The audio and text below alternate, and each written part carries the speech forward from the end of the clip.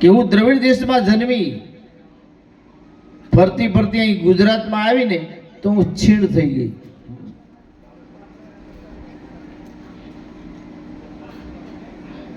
પણ આ મારા બે વૃદ્ધ છે, એ છોકરાનું કંઈક કલ્યાણ થાય એવું કરો.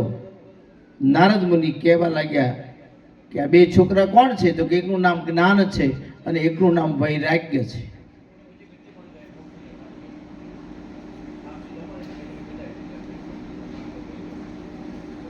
જ્ઞાન અને વૈરાગ્ય આ બે મારા પુત્રો છે. આ બે મારા પુત્રને કલ્યાણ થાય એ માટે રસ્તો બતાવો.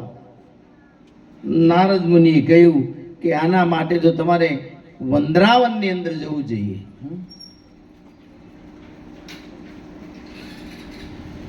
જો જ્ઞાન અને ભક્તિ બેનું કામ શું છે? જ્ઞાન નહીં ભક્તિ નહીં કछु ભેદા, રામાયણ ની અંદર આપ્યું છે, ઉત્તરકાંડ ની અંદર. જ્ઞાન નહીં ભક્તિ નહીં કछु ભેદા, ઉભય સંભવ સબહી ખેદા. શ્રી રામ જય રામ જય જય રામ, શ્રી રામ જય રામ જય રામ. જ્ઞાન અને ભક્તિ બેનું કામ શું છે? બેનો મારા એક સરખો છે. ભાવ સંભવનો ખેદ દૂર કરવાનું કામ જ્ઞાન અને ભક્તિ કરે છે. જ્ઞાન નહીં ભક્તિ નહીં કछु ભેદા, ઉભય દય ભવ સંભવ ખેદા.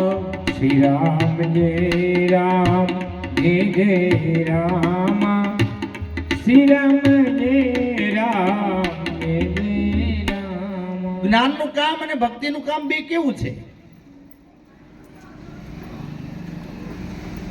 માર્ગ બેનો એક સરખો છે, પણ ભક્તિમાં માર્ગ સરળ છે અને જ્ઞાનનો માર્ગ બહુ કઠિન છે.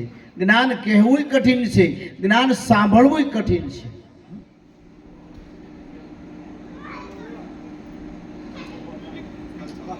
અહીંયા 3 કલાક બેહી રહેવું ને એ કઠિન છે હો, એ એક તપ છે.